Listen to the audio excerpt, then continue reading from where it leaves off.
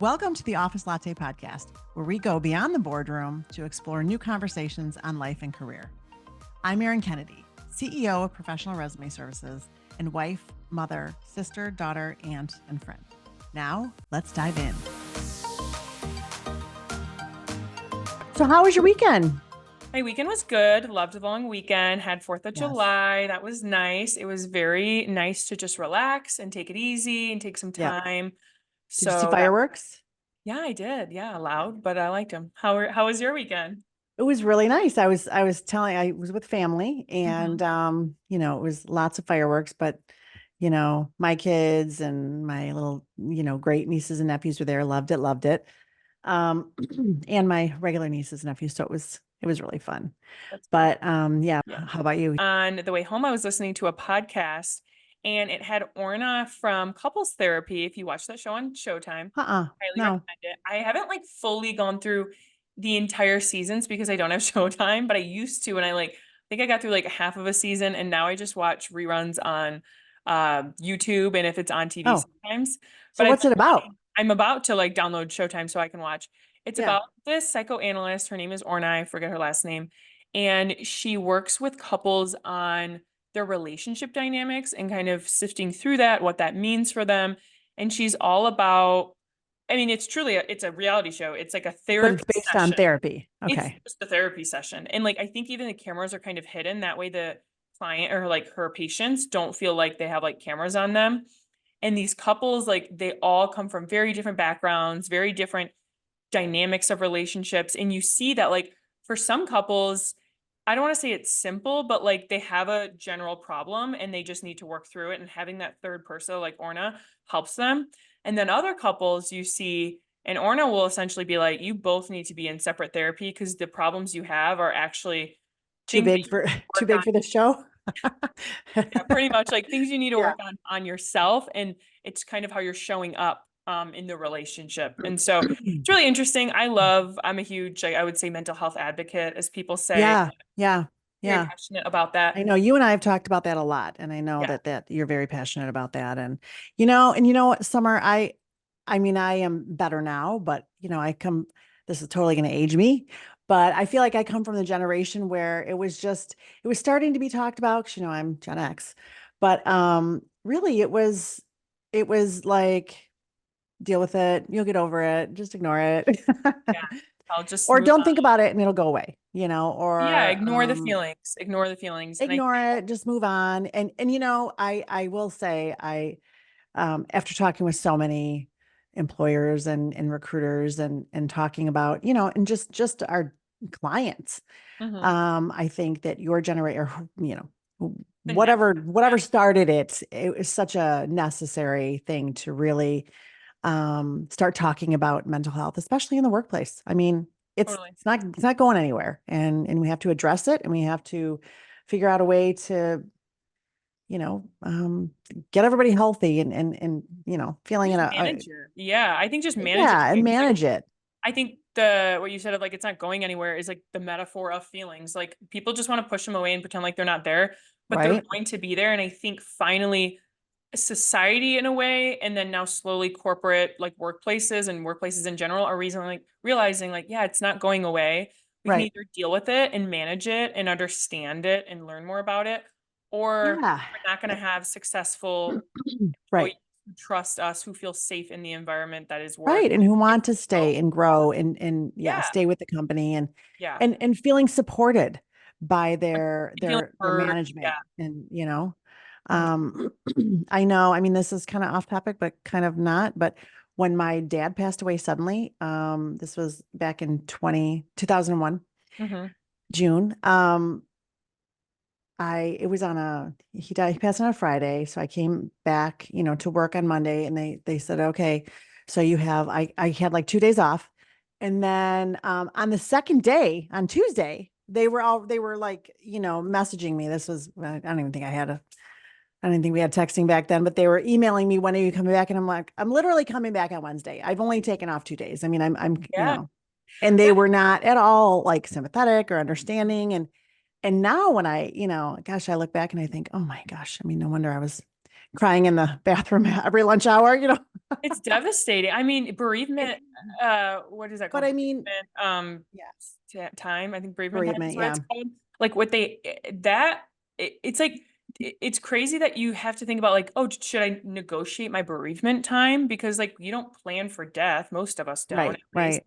And yeah, you can talk about vacation days when you're talking to HR in the beginning and getting a job, but you don't think about that. And Right. it actually happens to you. You literally are like, I have 48 hours Right. to manage, To get over my get feelings. over Yeah. it, and Eh, show up and have to perform at the Yeah. level you guys want me to. Yeah. Like Yeah.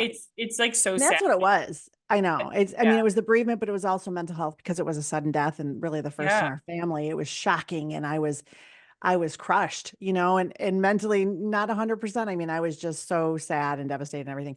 But anyways, I'm glad that more attention is being brought to this finally. But yeah, but anyways, on that note, I am very excited about our guest today. I have wanted to interview her. I know her from just being in the same industry. It's Jessica Sweet, career coach, but she has a very cool background where she started off in social work. She worked at a place where they worked with people with mental health issues, and she's had a lot of stories that she has shared on LinkedIn.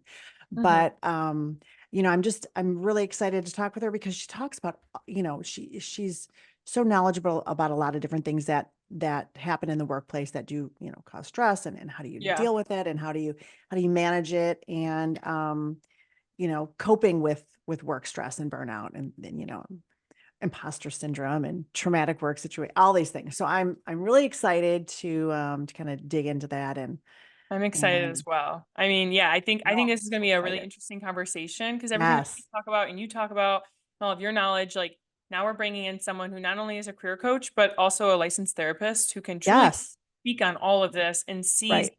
really both sides and how things can happen, in Yeah. every kind of situation. So I'm Yeah. super And how excited for this me conversation. too. I'm so excited and how we deal with this. So yeah, so without further ado, we'll go ahead and welcome Jessica.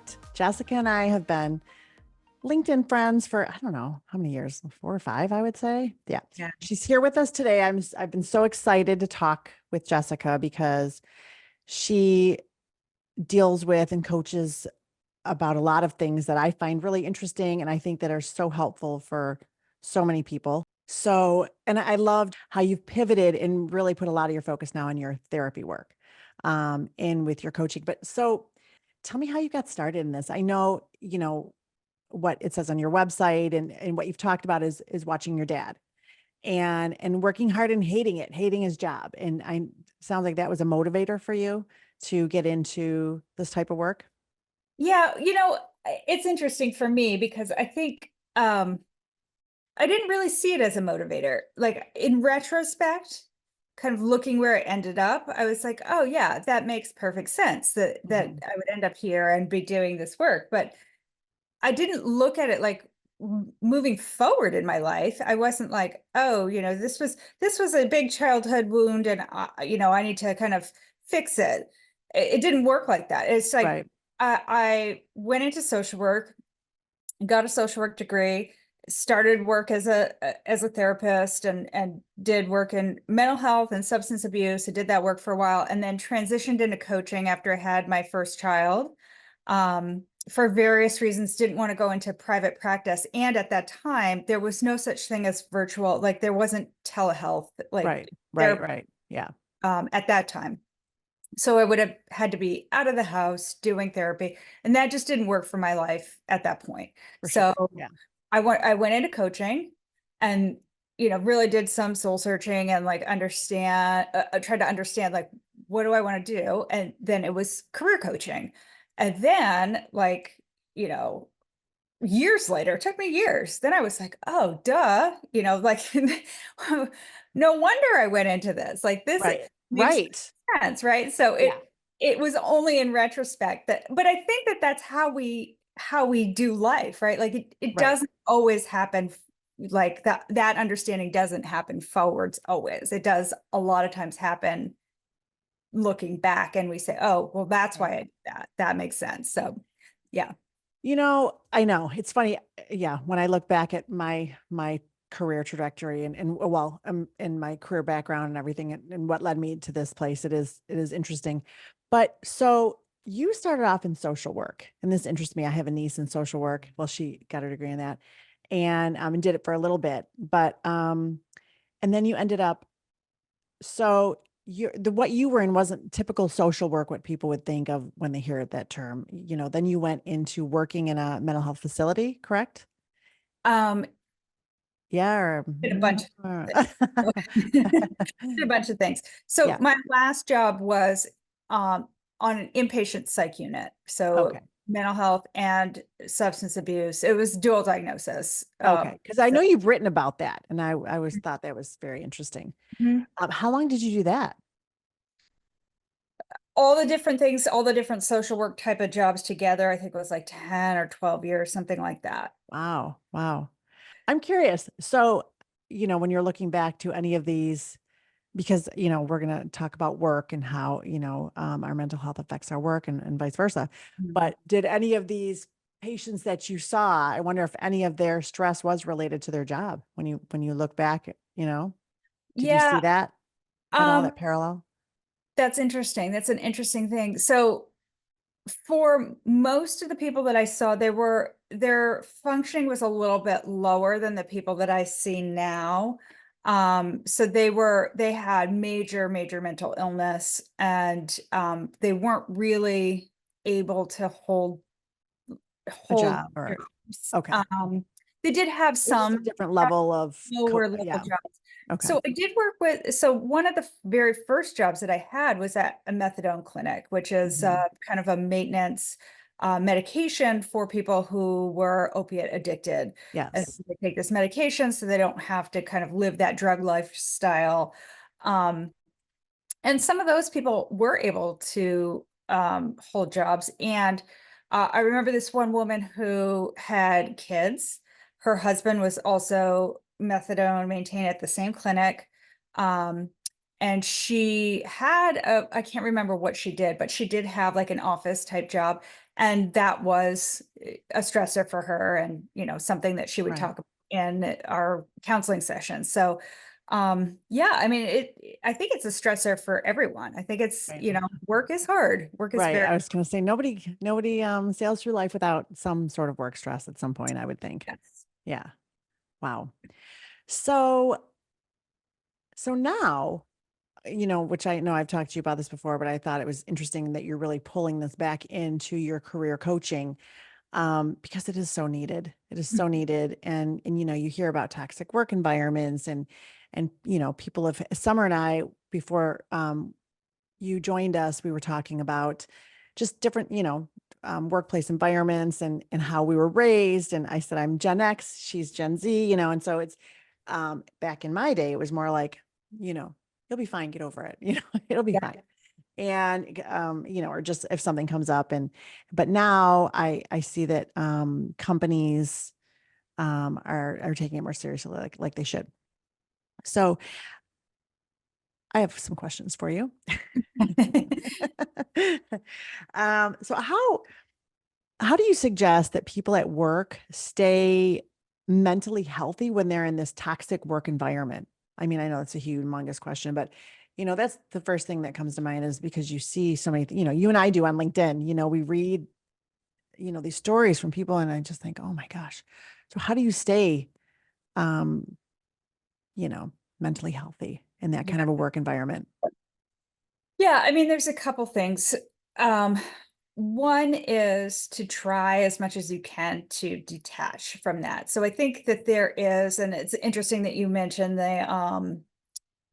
the differences in generations. So I think there is a sense, I think maybe in the older generations, that there's this kind of enmeshment Hmm. with your work. Like you are supposed to like really own it and really like, you know, be your work and like do Hmm. everything you can.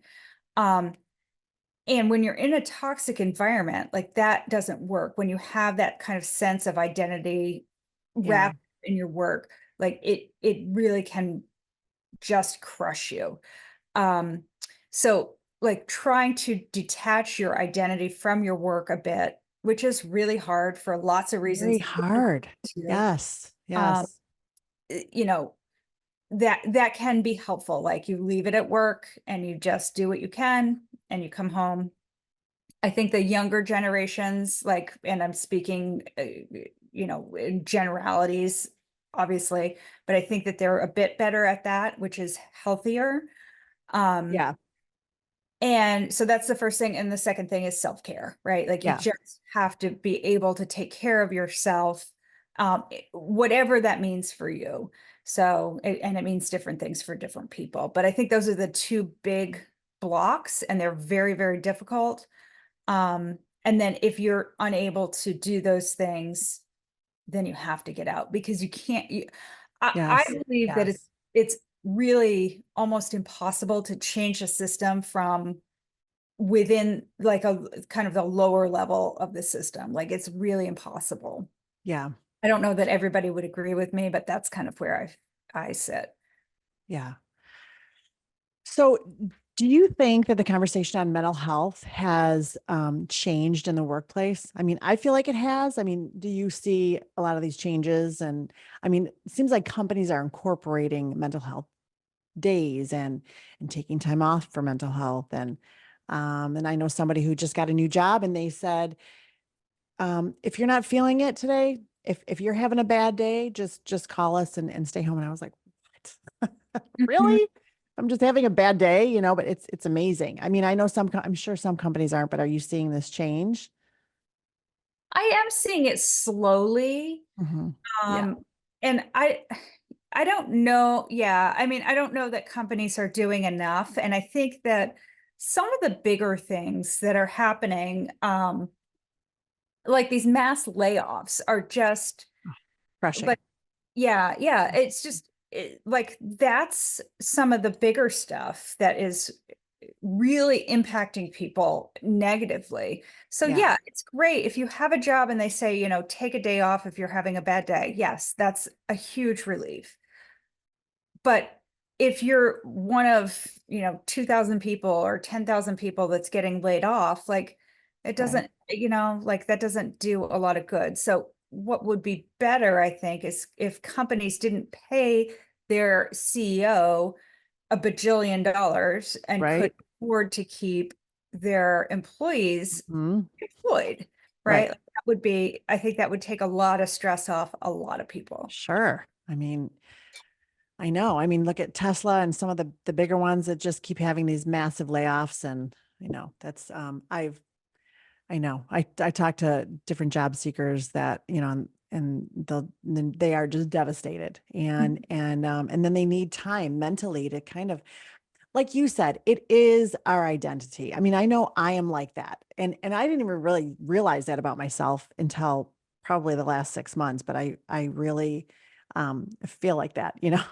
So Mhm. I just feel like I know, well, what these people feel like when they're laid off from their job. That was their whole life. I mean, Yeah. yes, I have my family, my kids and all that stuff, but um, you know, it's your job is just, I think, so important. So how do you change jobs? So speaking of layoffs, how do you change jobs if you aren't doing well mentally? If you're not in that right space but you need to get out. And that's Mhm. another thing, when I talk with clients and they know that they need to get out, it's bad for them to continue working there. Either that it's toxic or that they just, aren't doing well mentally. So what do you recommend? I mean, how, if they're not in that headspace, how do you help them get out of there? Yeah. Yeah. I mean, one, acknowledge it's tough, and it is really tough. Um, so if possible, getting a little bit of time, a little bit of breathing room, even if it's just a week, right? Like that can do a lot just to kind of reset. Um, And sorry, but just to jump in on that thought, mental health sick days. I mean, are more companies more open to that, do you think? I think they are. I think more are, but I'm Mhm. not sure that it's like really a widespread type of thing, right? Like Yeah. I think Has to it's be like a pretty progressive company, I would think, Yeah. Yeah, exactly. Exactly. And I would guess that the kind of company that's open to that is also not the kind of company that's going to put you under the stress that's going to require you to need Right. that, Right. right? I was Generally. going to say that's progressive company is the same one that's also saying, sure, work hybrid, work remote, yeah, they're the same ones. So yeah. Exactly. Right. So you're less likely to even need it in the first place. Yeah. And so that's what you definitely want to do.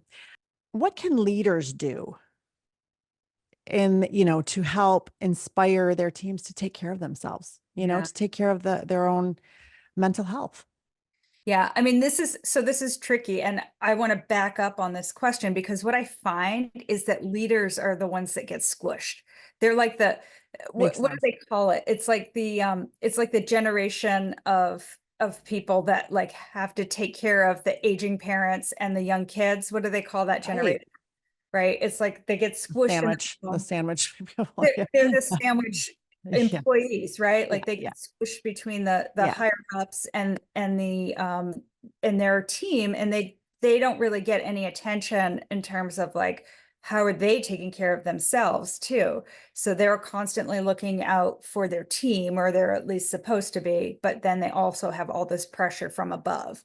So the first thing they need to do is really take care of themselves and be an example to those below them. Because if they're not like, I never take vacation, I never do any of this stuff Mhm. to take care of myself, then their team is not going to feel like they're empowered to do any That's of true. That's it. true. Yeah, that's really true. Yeah, because they're looking at their Yeah, leader thinking, well, if they're not, I'm not, or they probably don't feel comfortable enough to ask because their boss isn't doing, these things. So I don't want to ask because what are they going to think of me? Or even, I wonder if, I'm sure a lot of people don't feel not safe enough about their job, but kind of, and to Mhm. say, hey, I need some time off Right. just for me, just to, you know, yeah. So we have Yeah. to fix our leaders first and then the Yeah, trickle and down. it even goes a layer deeper because what happens is, with vacation, and I just sent out an email newsletter about this.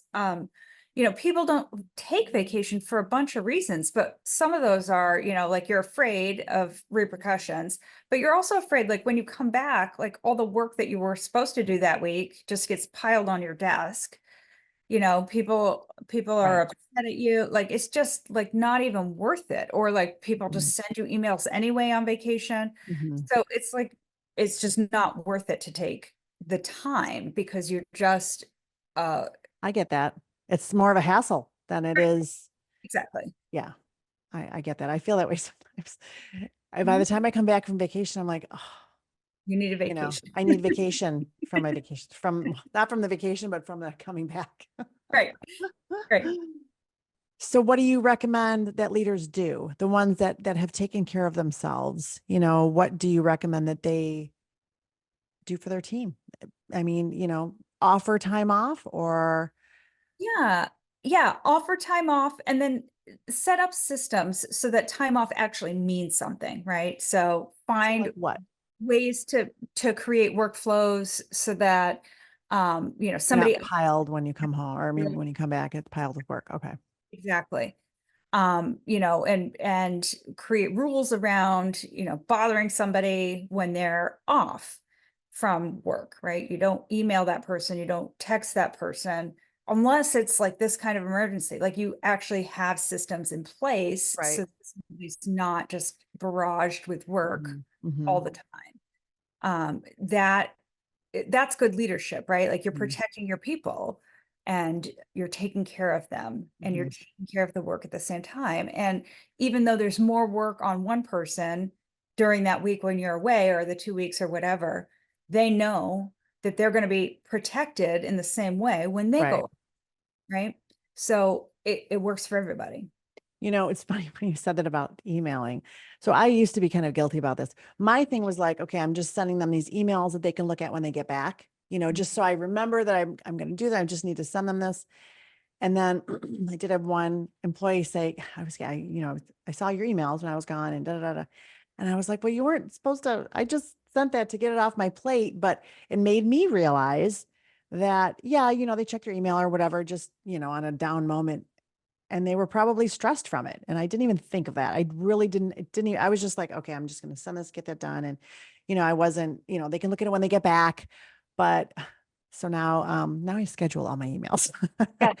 so they Yes. can get them all on Monday when they come back, or Tuesday or whatever. But I didn't even realize that. And I think that might be some of it too. Maybe some, leaders don't realize, what they're doing, and they're, piling on all this stuff, and to some people who need a break from it. you But like know? the miracle of technology, you can schedule your email, Yes. get it off your Yes. own plate and out of your own mind, but not put Yes. it on somebody else's plate until later. So you do all kinds of cool things. So you talk about some of the things I want to talk about that you talk about are, coping with work stress and burnout, dealing with difficult traumatic work situations. What would that be? What would a traumatic work situation be? That, It could, be I like, mean, it's different for different people, but it could be anything like bullying, it could even be like workplace violence that happens actually a lot more than we think. really? Yeah, I don't have the statistic off the top of my head, but it's kind of scary. Um, Wow. and it could be, a traumatic workplace situation could even be just like intimidation, Mhm. yelling, like just stuff that like shouldn't like we're all grown-ups, I was right? just gonna say, and it's surprise. I just keep thinking, wow, because I'm surprised that this would happen in today, in 2024, Mhm, when, people know better. mhm, mhm. Um, wow. Okay. So, all right, some other things: performance or motivation issues, managing career transitions, reducing anxiety and stress and overwhelm. So you do one-on-one coaching, you do group coaching, you also do what was the other? Oh, you do like a 6 month. You do like short-term coaching and long-term coaching as well. Mhm. So when you do this coaching, this is when you would go over the things like, reducing anxiety and stress and overwhelm. So what are some of the things, if you could just give us a couple little tips, that you would recommend to someone who is suffering from anxiety at work? It's stressful, especially, okay, here's something, because I've been hearing a lot of this lately, is people in sales not reaching their numbers, the prospect, or, they're not, nobody's buying, what would you recommend to help reduce that anxiety? Yeah, yeah. I know that's what I used to have when I was in sales a long time ago, when I was in pharmaceutical sales, and it was I had that month, that Sunday, I just didn't want to go into work because I was so stressed about it. But Right. so what do you recommend? So the first thing is to like understand it. So there's the stress, the stressor, and there's the anxiety. So the stressor is the outside thing. It's the actual fact of you're not making your numbers. And then the anxiety is how you feel about that, right? So you not making your numbers may be a fact that you can't change. There may be some things you can do about it, but let's pretend for a second, like there's not much you can do about it. You've done everything you can. It's the end of the month. You can't do anything about that right now. Right. Okay? So now we are left with how you feel about that. So the question is, what can we do with that feeling? What can we do to change that feeling? Right. So the answer is, you know, all the stuff you probably already know: relaxation, exercise, meditation. Movement of any sort, right? Um, those things can shift your energy, breathing is Mhm. actually Right. amazingly powerful, right? So it part of it is like shifting, because what we tend to do is we focus on the fact, we focus on the stress. We say, oh my God, Mhm. this is happening. What am I going to do? And our minds start like just Just churning being stuck. Yeah. And stuck in that. Yeah. That loop. over, ruminating, right? We call Mhm. that rumination, goes over and over and over. But we can't change it. And it's just going to go and it's going to keep us awake until Monday morning. And we go and we have this pit in our stomach and we can't change it and Mhm. nothing's shift, right? Instead, if we focus on the feeling and the relaxation, we can maybe move that needle. Like if we're feeling at an 8 or a 9, we can maybe move it to a 7 or a 6, right? It might not Mhm. feel great still, Yeah. but it's a little bit better. and we can go in and face the fact and deal with what's happening. Right. So it feels a little better. It still sucks, but we can cope. And when you mentioned breathing, that is a huge one for me. And just stop and take a deep breath, take a few breaths. Mhm. And it just lessens that. It just makes everything lighter, I think. It's and these are things that you can do, to manage it. And I love that, because I think sometimes people just, you get stuck in that moment and it's just total panic. And yeah, instead of, remembering all the wins that you've had, it's Mhm. easy to get stuck on the negatives. One of the other things you focus on is like performance and motivation issues. So how do you help with that? That's it. That can be different. I mean, one of the first things that I look at is what is actually happening. Like, I want to understand what's happening there, because usually what I find is there's a reason that that's occurring, right? Yeah. It could be ADHD. It Mhm. could be like there's a an association that somebody has for, Mhm. I don't want to do this, or this, this doesn't feel good to me, or if I actually achieve this, like it's counter to my true goal, like uncovering that actually can really help understand, what is happening and how to kind of go about changing what's, Mhm. the situation. So that's really the first step, is to really Yeah. understand. Yeah. I would think so too. Um, just kind of understanding where it's coming from and digging into that, I would think. This was another one I thought was really good, better managing interpersonal relationships. So I'm sure that would, and in your workplace, and especially, I mean, when I worked in an office, I mean, that was my work family. You know how people say that are my work wives. I had a couple of them, and but it's so important. And when that isn't working for you, or something happens, or in my case, with the career center where I worked at, one of them left. She moved, and it was just devastating. But it was fine. I mean, but we were happy for her. But it was it was more pressure on the rest of us too. That's what happens. Somebody leaves and they don't hire a replacement. They just pile it on you. So that of course, creates more stress. So how do you suggest, kind of getting around that and managing relationships and managing when things happen in those relationships? Again, stuff that, right? Mhm. Communication. The One of the things is, a lot of times people will react to what we think is happening rather Yeah. than to what's maybe actually happening. So Mhm. like somebody does something or says something, and we make an assumption about what that is, Yeah, but that's it's true. Mhm. actually what's happening. Mhm. Or the motivation behind what's happening isn't what we think it is. Somebody does something and we think, oh, that person's so conceited. Like, what, how rude. Mhm. But actually, maybe what's happening is that person is so, um, their confidence is really low, or they're afraid, right? And if we knew that, we would react differently. Right. Maybe with more empathy instead Right. of, yeah. Yeah. So actually just talking to that, I saw that this happened. Why did that, can you tell me a little bit more about that? Well, I really felt scared, like if Mhm. they could Right. and you approached it with some openness. So, just be really not assuming and asking questions can That is really. such a good one. Not assuming, that is such a good one. Mhm. Yeah, I know that's happened with me too a couple times, and then I thought, oh, they weren't jerks. They were just going through something. I was the jerk for not asking. Right. Yeah. So what about people who might be dealing with personal triggers from trauma and it shows up in the workplace? It depends on how severe that reaction is. Yeah. So if it's causing a reaction that's like disruptive to that person's safety, their ability to keep themselves safe, then that's a different thing than somebody just like having a trigger and them, feeling really anxious, let's Yeah. say. Yeah. Um, in that situation, if they're really anxious, but they can kind of put together, okay, this happened, it made me anxious. I understand that that anxiety is coming from a trigger from my, Right.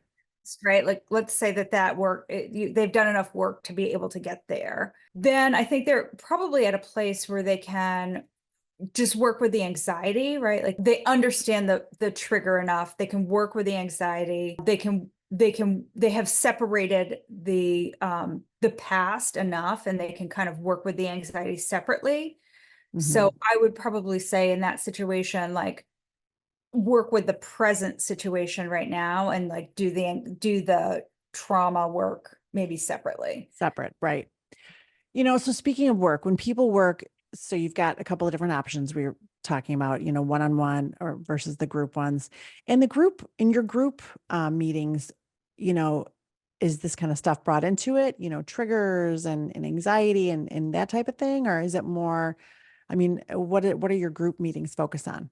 Yeah, so this kind of work is more therapy work. So The this group ones, you mean? um no, the talking about triggers and really deep kind of anxiety work Okay. would be more therapy. And so Therapy, right. for therapy, I haven't really done group therapy work Hmm. Hmm. yet. Okay. So I'm actually only licensed in Massachusetts right now. So I would have to put together a Massachusetts group to be able to Oh, do that, okay. and Yeah. haven't done it yet. Yeah. So, the line between coaching and therapy is really about like how deep you go into the past, how much you go Right. into therapeutic techniques, that sort of thing. So I have to be kind of careful with that. Um, and yeah, so if I'm going to be doing coaching, I'm focusing on coaching techniques. I'm focusing on the present and Mhm. moving forward. So And your group coaching is more career. group coaching is career. It is Okay. focusing on how emotions and career come together. And so, like Okay. in a situation where somebody's triggered, let's say from a past trauma, we would focus on, like I said, the anxiety today Yes. and do the trauma work separately. Hmm.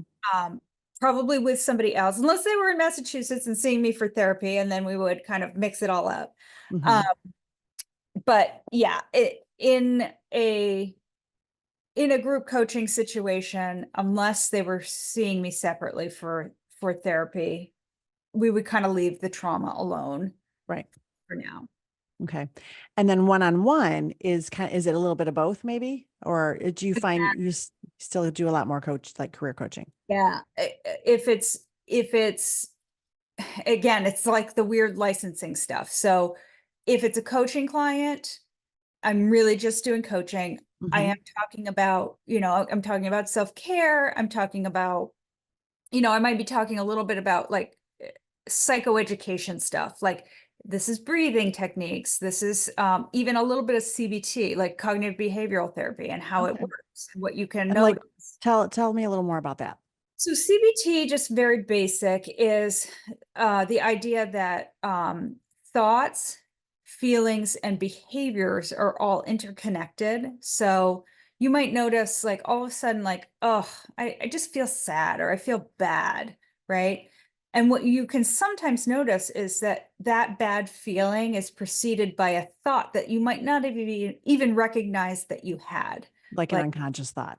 yeah, like, or and if you dig a little bit, you can recognize that you had that thought. You can Right. recognize what it is. Like, Like what got me here? Yeah. yeah, What like, is it? Yeah. oh, I just realized that I was thinking about, my friend didn't call me for 3 days, and I called her 3 days ago, but she hasn't called me back. And that made me feel sad. And Right. I just realized I had the sad feeling, but I didn't realize that that's what I was thinking about, right? Mhm. And then if you dig a little bit deeper, you can understand that that sad thought also was not only did she not call me, but I've made up a story about why she didn't call me. Maybe she doesn't like me anymore. So true. That's such a good one. That is true. Yeah, we Right? all do that. I've done that. I'll do Yeah. that. So we've got this negative feeling, but until we went back and understood not only the thought, like she didn't Right. call me, but and now I'm worried she doesn't like me anymore. We don't, we would have had just that sad thought. Right. And then sometimes with that sad thought, we might have added on a behavior. So let's say that sad thought might have caused us to eat a piece of chocolate cake, right? So Yeah, all three of those right, are interconnected. right. But if you can understand them and break them down, you've got this sad thought. I'm going to think back and understand. Oh, I was thinking about my friend. She didn't call me for 3 days. And now I've made up this story that she doesn't like me. Is Mhm. that true or not true? Well, it's probably not true. We've been friends for 20 years. Right, Call her again. Let me have a different behavior. Let's not eat chocolate cake. Let me call her again. Let's have right. a different behavior. Let's have an intervention that's different. I'm going to Mhm. call her again. So you teach those how to Exactly. have this different behavior. Right. Yeah, Well, right. You have a different thought a different and thought. a Yeah. different behavior. So you have Mhm. you intervene in different places, right? Love And that. and then Mhm. it has a different outcome, right? Right. Doesn't have to have That's the negative outcome. very basic CBT. And it is interesting how our thoughts just run away, just go on a crazy train, of Crazy like, train. of just, and yeah, I've had that happen a few times or more in my life. And then I think, Aaron, Oh, I've where did had that it even happen come like from? 3 times already this morning, Erin. It's like, oh, I am glad I'm not the only one. I know. And then I'll be like, where did that even come from?